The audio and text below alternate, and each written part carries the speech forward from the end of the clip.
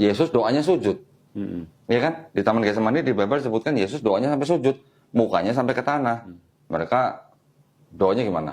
Ya. Kita tahu lah beda-beda lah ya Ya. di gereja ya. Jadi kalau dibilang Kristen pengikut Kristus, kalau menurut kita kurang tepat. Orang ini sepertinya tidak paham tentang kekristenan, tetapi banyak berkomentar tentang kekristenan. Nah, apakah orang Kristen harus bersujud atau berlutut saat berdoa? Apa yang Alkitab katakan tentang hal ini? Dalam Mazmur 95 ayat 6 menyebutkan seperti ini. Masuklah, marilah kita sujud menyembah berlutut di hadapan Tuhan yang menjadikan kita. Dalam Alkitab, bersujud dan berlutut sudah lama dikaitkan dengan rasa hormat dan penyembahan kepada Tuhan. Seperti dalam 2 Tawarik 6 ayat 13, Mazmur 138 ayat 2, dan Daniel 6 ayat 10. Kata menyembah dalam bahasa Ibrani memang disamakan dengan bersujud. Namun, apakah ini berarti kita harus selalu bersujud atau berlutut saat berdoa atau beribadah? Contoh pertama bersujud dalam Alkitab itu ada di dalam Kejadian 18 ayat yang kedua. Ketika Abraham bertemu dengan 3 tamu dari surga dan ia bersujud atau membungkuk sebagai tanda hormat. Di kemudian hari, Firaun memerintahkan rakyat Mesir untuk bersujud kepada Yusuf sebagai bentuk penghormatan. Di dalam Kejadian 41 ayat 42 sampai 43. Jadi bersujud atau berlutut menjadi simbol kerendahan hati di hadapan orang yang dianggap lebih tinggi daripada kita. Namun Tuhan memberi perintah khusus kepada umatnya dalam 10 perintah. Dia melarang mereka menyembah berhala atau sujud kepada patung-patung. Itu ada di dalam Keluaran 20 ayat 4-5.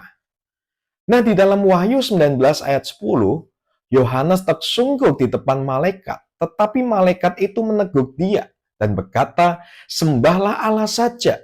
Ini menunjukkan bahwa bersujud harus dilakukan hanya kepada Tuhan, bukan kepada makhluk atau benda lain. Di Alkitab sendiri ada berbagai postur tubuh yang dilakukan dalam ibadah atau doa. Musa dan Harun tersungkur di hadapan Tuhan. Bilangan 20 ayat 6. Yeskiel tertunduk dalam kesedihan dan Tuhan mendengarnya. Yeskiel 11 ayat 13-14. Ada juga yang berdoa sambil duduk. Seperti contohnya adalah Raja Daud di dalam 2 Samuel 7 ayat 18 berkata seperti ini.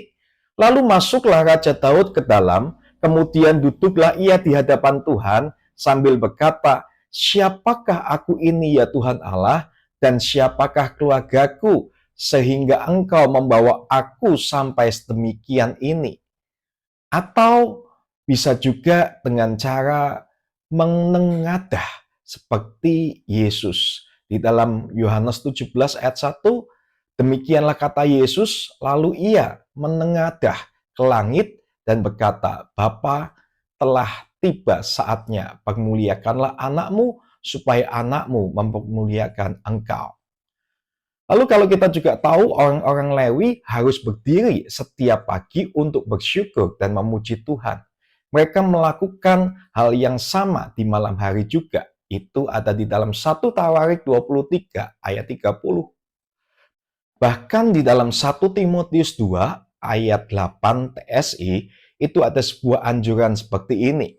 Dimanapun saudara-saudari seiman berkumpul, saya mau supaya setiap laki-laki yang memimpin doa menengadahkan tangan yang tidak bernoda oleh dosa.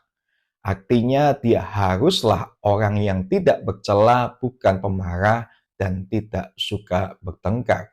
Lalu kalau kita melihat bagaimana Yesus berdoa di dalam Lukas 3 ayat 21 dikatakan ketika seluruh orang banyak itu telah dibaptis dan ketika Yesus juga dibaptis dan sedang berdoa, terbukalah langit. Posisinya Yesus sedang dibaptis dan berada di Sungai Yordan. Sudah pasti dia berdoa dengan berdiri, bukan dengan sujud. Pastinya kalau dia sujud di Sungai Yordan akan tenggelam, Bapak Ibu Saudara. Jadi Alkitab mengajarkan bahwa ada lebih dari satu cara atau posisi tubuh yang benar dalam berdoa dan beribadah.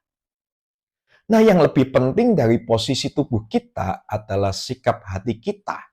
Seperti yang tadi kita baca di dalam 1 Timotius 2 ayat 8 TSI tadi mengatakan, dimanapun saudara-saudari seiman berkumpul, saya mau supaya setiap laki-laki yang memimpin doa menengadahkan tangan yang tidak ternoda oleh dosa. Yang artinya dia haruslah orang yang tidak bercela, bukan pemarah dan tidak suka bertengkar. Kalau ibadah suatu agama sampai sujud ribuan kali, mungkin sampai karpet atau lantainya membekas mukanya sekalipun, percuma kalau jadi umat yang tetap emosional, kelakuannya pemarah, itu tidak menunjukkan ibadah. Atau mungkin yang disujudin itu bukan Tuhan, atau yang mungkin yang disujud atau disembah adalah setan. Jika hati kita rendah hati dan penuh hormat kepada Tuhan, tubuh kita akan cenderung mengikuti dengan tindakan fisik seperti berlutut, bersujud, atau mengangkat tangan. Namun jika hati kita tidak tulus, gerakan fisik itu pun tidak akan pernah ada artinya. Mazmur 51 ayat 19 menekankan bahwa Tuhan lebih menginginkan hati yang hancur dan rendah hati daripada sekedar ritual fisik. Penyembahan yang sejati bukanlah hanya tentang tindakan tertentu, melainkan cara hidup kita setiap hari. Meskipun waktu khusus untuk berdoa sangat penting, tapi jangan lupa juga kita diminta untuk setia tetap berdoa. Seperti dalam 1 Tesaloniki 5 ayat 17. Hidup kita seharusnya menjadi korban yang hidup bagi Tuhan. Roma 12 ayat 1-2 dan dipenuhi dengan syukur serta puji-pujian. Efesus 5 ayat 19-20. Tujuan hidup setiap orang Kristen adalah hidup dalam ibadah yang tidak terputus. Maksudnya, hidup kita keseharian itu juga ibadah kita, bukan hanya di tempat ibadah. Makanya kalau ada agama yang mengajarkan ibadah di tempatnya akan serasa suci kalau di tempat ibadah, tetapi di luar tempat ibadah akan menjadi preman atau penjahat. Jika ibadah menjadi gaya hidup kita, maka segala sikap tubuh dalam berdoa, baik itu berlutut, berjalan, atau duduk, bisa menjadi cara kita menyembah Tuhan. Jadi di dalam kekristenan, ibadah, penyembahan, atau doa itu bukan ditentukan oleh sebuah posisi, tetapi ditentukan oleh hati kita kepada Tuhan. Terima kasih, Tuhan Yesus memberkati.